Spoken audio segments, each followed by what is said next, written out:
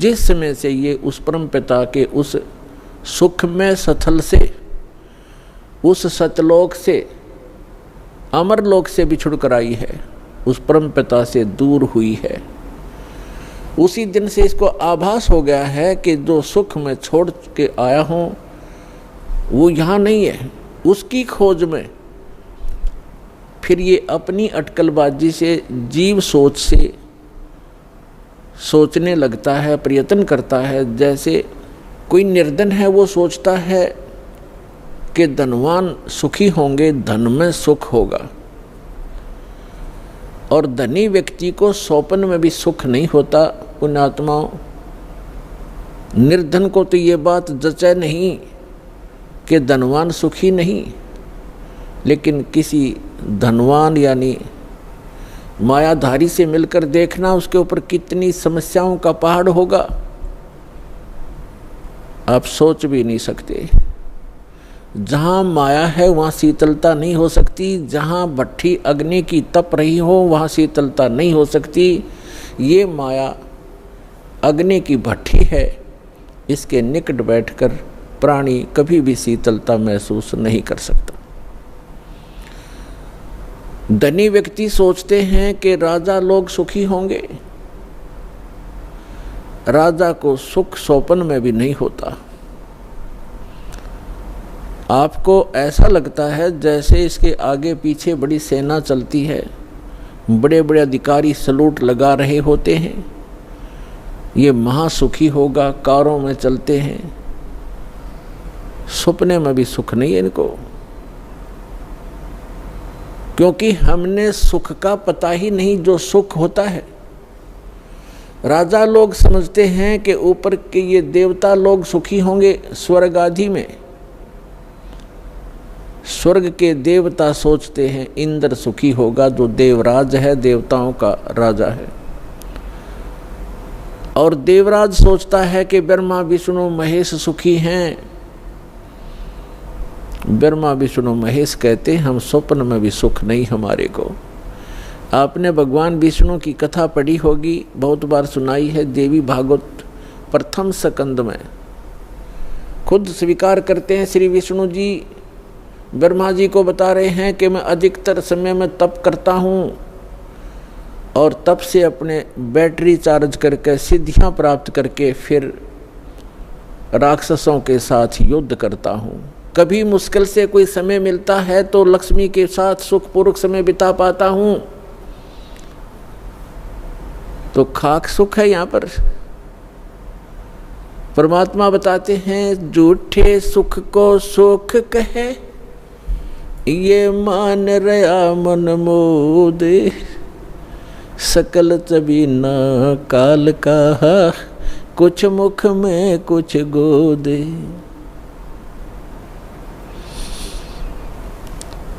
इस झूठे सुख को सुख कहे, ये मान रहा मनमोद।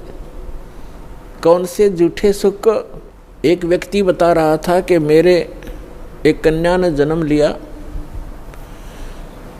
जन्म से उस कन्या के गुदा स्थान नहीं था। इसको देखकर मेरे ऊपर पहाड़ टूट गया समस्या का, महा दुखी हो गया मैं। डॉक्टर के यहाँ लेकर गया मेडिकल में। जिस वार्ड में मेरी बेटी को भर्ती किया उसमें ऐसे 3-4 केस और थे। तब मुझे कुछ राहत मिली कि मेरे जैसे और भी दुखी हैं। बताओ इससे क्या लाभ मिला उसको? अपना मन में मान लिया कि चलो और भी दुखी हैं तो मैं भी दुखी हूँ, कोई बात नहीं। क्या वो दुख हल्का हो गया? क्या गुदा स्थान बन गया बेटी का? तो पुण्यात्माओं, इसे गंदे लोक में रह रहे हम, यहाँ सुख नाम की चीज नहीं है। हम एक दूसरे को दुखी देखकर उससे हल्का दुख हो या उसके बराबर हो, हम अपने राहत मान लेते हैं। यहाँ कोई विकल्प नहीं है। जैसे एक व्यक्ति के 3 पुत्र थे, एक पुत्र की मृत्यु होगी, बहुत दुखी, बुरी तरह रो रहे हैं, आहार भी नहीं कर रहे हैं। शोक व्यक्त करने वाले व्यक्तियों में एक ऐसा व्यक्ति उपस्थित था जिसका एक ही पुत्र था, वही मृत्यु को प्राप्त हो चुका था। तो सांत्वना देने वालों ने कहा कि देख भाई, यहाँ तो ऐसा ही है, सभी की मृत्यु होती है, ये तो भगवान हवाला बात है, चिंता मत करो। देखो ये भाई बैठा है, इसको देख कर जी ले, इसका इकलौता पुत्र था, उसी की मृत्यु होगी, ये भी तो अपना समय व्यतीत कर रहा है, धैर्य कर। तो तब उस व्यक्ति को कुछ होशी आई, हाथ मुंह धोए, कुछ देर में खाना भी खा लिया। अब उसने ये सुख मान लिया कि देख, इस बेचारे का इकलौता पुत्र था और वही मर गया, मृत्यु को प्राप्त हो गया। शुक्र है मेरे तो 3 थे, मेरा तो एक ही मरा है, 2 तो बचे हैं, पहले इससे सुख मान लिया। क्या वो बेटा वापस आ गया? तो यहाँ परमात्मा कहते हैं झूठे सुख को सुख है ये मान रहा मनमोद, और सकल चबीना काल का, कुछ मुख में कुछ गोद। परमात्मा यहाँ क्या बताते हैं, भाई तन दर सुखिया कोई न देखा, जो देखा सो दुखिया हो, उदय अस्त की बात करते हैं, मन सबका किया विवेक का हो, सबका किया विवेक का हो।